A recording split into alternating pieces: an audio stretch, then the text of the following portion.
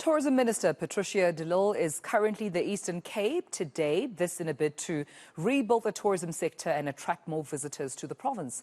Tourism is the lifeblood of the province's economy, but in recent years, the Eastern Cape Parks and Tourism Agency have come under fire for failing to manage tourism destinations there.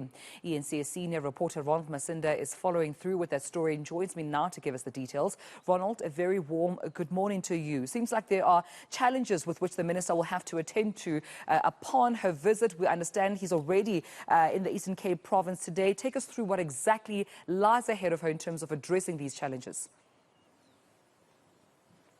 Yes, good morning, Tumela. Well, you are coming to us live from the Pabala Nature Reserve. It is near the popular garden route and is nestled between mountains. And we also understand that the sea is not too far from here.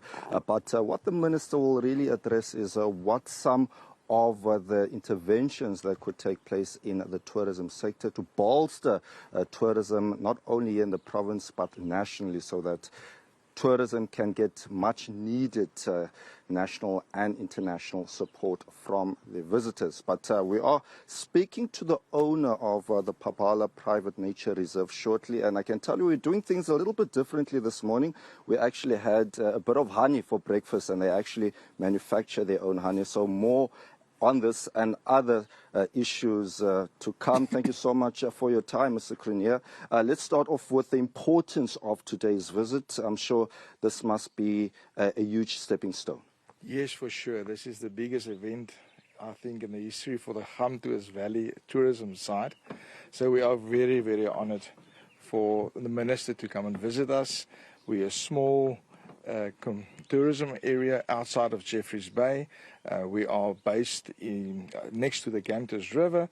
It is an agricultural area. It's an agri-tourism area, and we're the gateway to the Baviaans Kloof Mega Reserve, and of course we're the gateway to the garden route.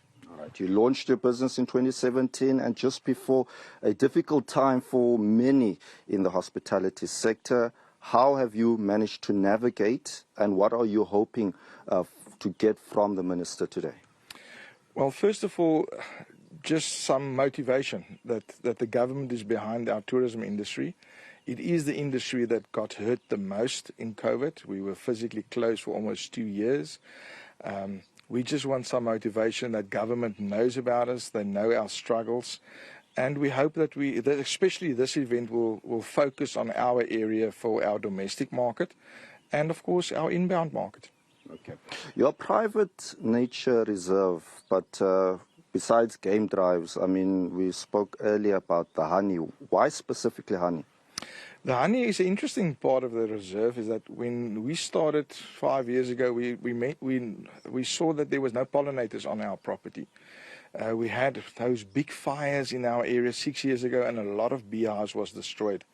So no pollinators means that we don't have any pollination. Our fauna doesn't grow as much as it should be. And because we reserve, we need food, which is grazing and grass and trees and leaves for our animals. So we started with a beekeeping project to enhance our plant life and our fauna. In the meantime, it became a business on its own, and when COVID hit, that was one of our surviving projects. We could keep all our staff because we were now growing the beekeeping. We were doing some gin distilling and tastings. So although we didn't have any visitors or any guests, the farm can't stop. The animals need to be tended, the fencing needs to be done, the anti-poaching needs to be handled. And that was keeping us going. And we had a chance to grow our honeybee business. All right. Private nature reserves and private game reserves, usually people have to pay quite a lot to experience these sort of facilities. And I'm sure a lot of viewers are curious as to why this is the case. Is it similar to your establishment? Game farms is expensive. It is expensive operation, but we've decided we're not going to go for the 5-star accommodations. So we've got a bush camp with 2-man tents and 4-man tents, and we start at 770 rand per night for 2 people. Now that's affordable, and that's for our own people. We got 4-star luxury units for the more affluent people that will like to visit us. but we are a domestic market destination.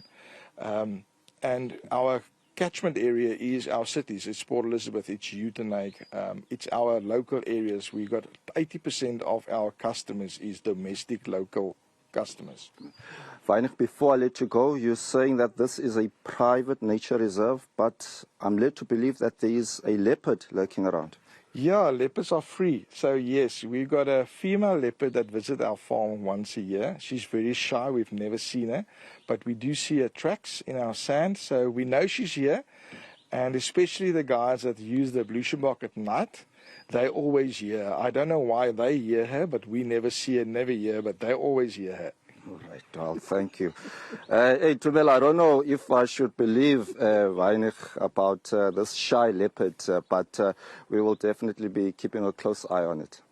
All right, well, Ronald Masinda, sounds like, of course, the efforts are being made there by those small business owners, or even medium-sized business owners in tourism, and hopefully this engagement with the Minister of Tourism, Patricia de Lille, will continue to bear fruits, because one knows that when it comes to challenges that tourism has had to face, I think since COVID, during the pandemic, and even post-lockdown, that is one resilient sector, and they could use all the assistance they can get from government. eNCA's Ronald Masinda. We'll leave it there for now, colleague, and come back to you as soon as there are any other developments.